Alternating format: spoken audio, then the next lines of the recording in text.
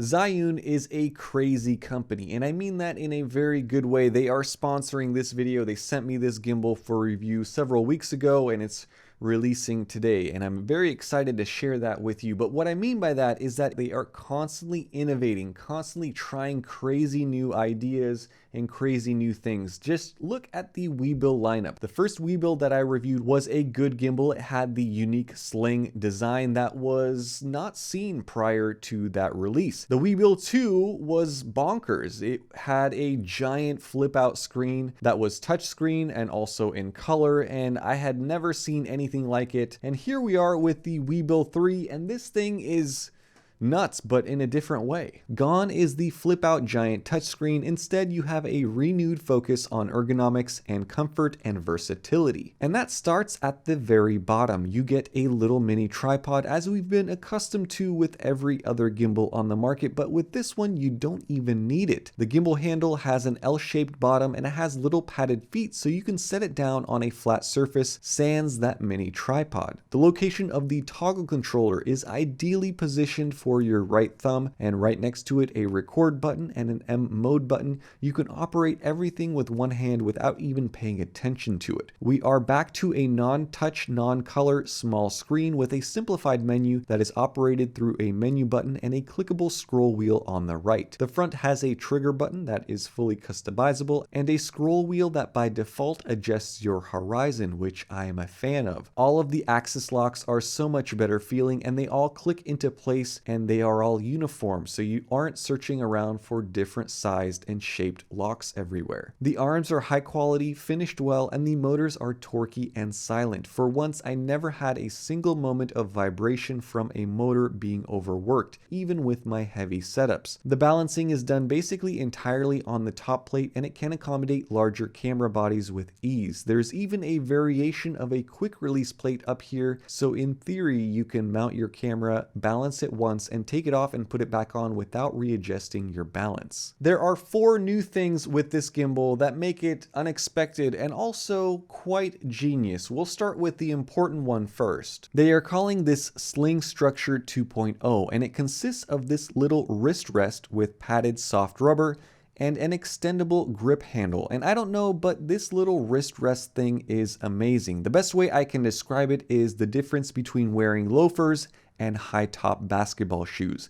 The support that it provides is awesome, and it makes the gimbal feel stable in your hand with just one hand, with less grip effort needed. And after a long day of running around with a gimbal, you really don't feel as worn out. And the handle is really good too. Again, it's extendable, adjustable in terms of angle and position, and completely optional. And really, this is the more correct way to attach this handle to the gimbal, because it gives you just a little bit of extra leverage. When you pair it with the mini tripod at the bottom that doubles as a grip, you can get the classic wide sling grip, and you can switch back to the wrist grip at any time. Maybe that's why I didn't feel as tired using this gimbal out much, because you can seamlessly transition from one grip to the other, giving your hands and arms variation and rest. The second new thing is the built-in video light, which may or may not come in handy in those hard to see dark situations. Zhiyun has been adding these lights to all of their smaller gimbals, so it's only natural that this addition has made itself available on the Weebill 3. This one in particular goes up to 1000 lumens and has an adjustable color temperature. Number 3, this gimbal now has a built-in microphone. That's right, a microphone. And this one is right here in the front. It's noise canceling, hi-fi, and cardioid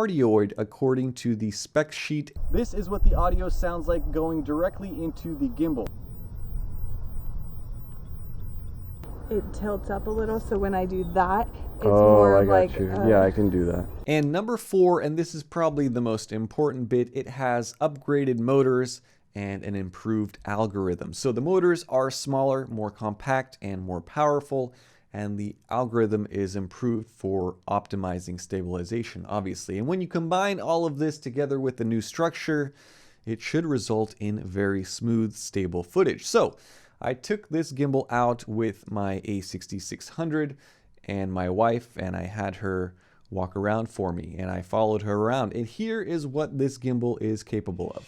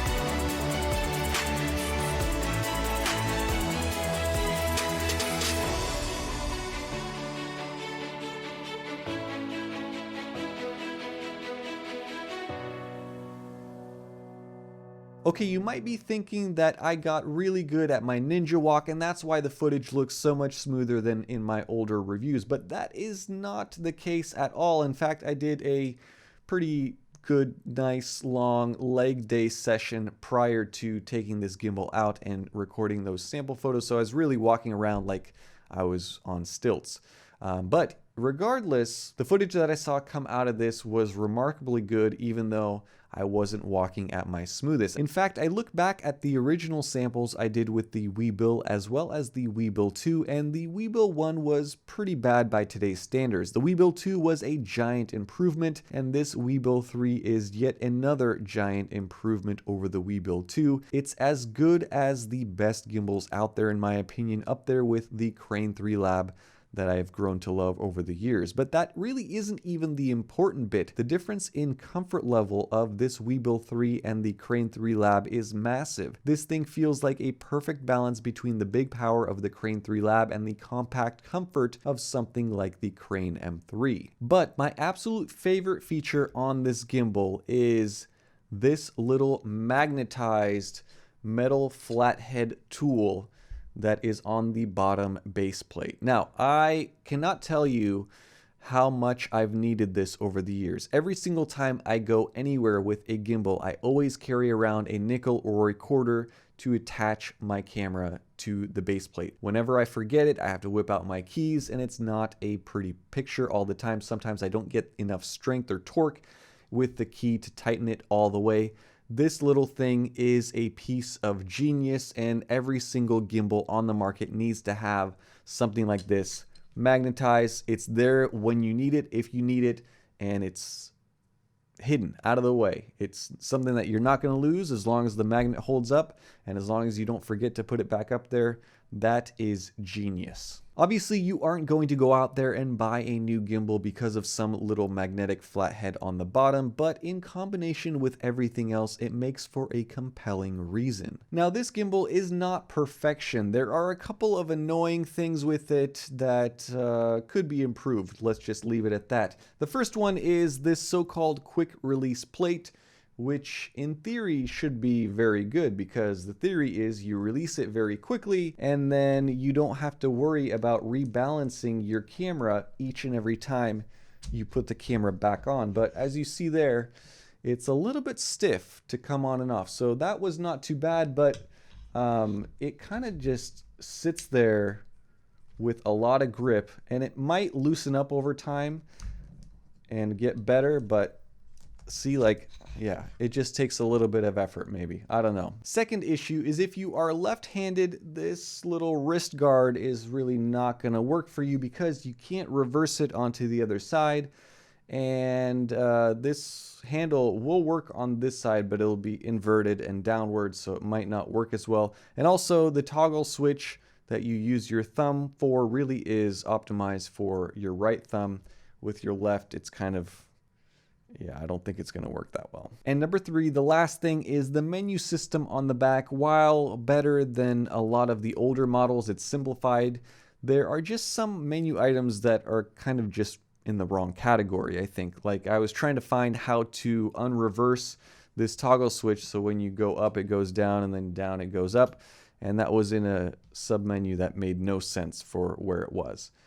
Something that you can get used to obviously over time, but if you're using it for the first time and you're quickly trying to make a specific change to a setting, it might be annoying. All that being said, I was able to comfortably adjust all of the settings that I normally do on my gimbals without any app, and that's a huge plus. Battery life is also excellent with this Weebill 3. It's rated at a massive 21 hours, which is crazy. It also supports PD fast charging via USB-C, which is a nice thing. As far as payload capacity, there's no official number as it varies with the center of gravity of your setup, but I was able to balance my heaviest lens and camera body easily on it, and that's almost 3 pounds. So then, to really up the ante, I tried balancing a camera with a Ninja 5 recorder and a giant battery on top of it. This is in total about 5 pounds, and to my surprise, it balanced with no issues and no shuddering. So the motors are powerful enough for most any APS-C or full frame Sony E-mount setup. So how much will all of this genius innovation cost you? Well, the base kit starts at $449, which is a pretty good deal in terms of gimbals, but you'll want the combo kit because that comes with this wrist guard. It comes with the extra handle. It also comes with a nice carrying case.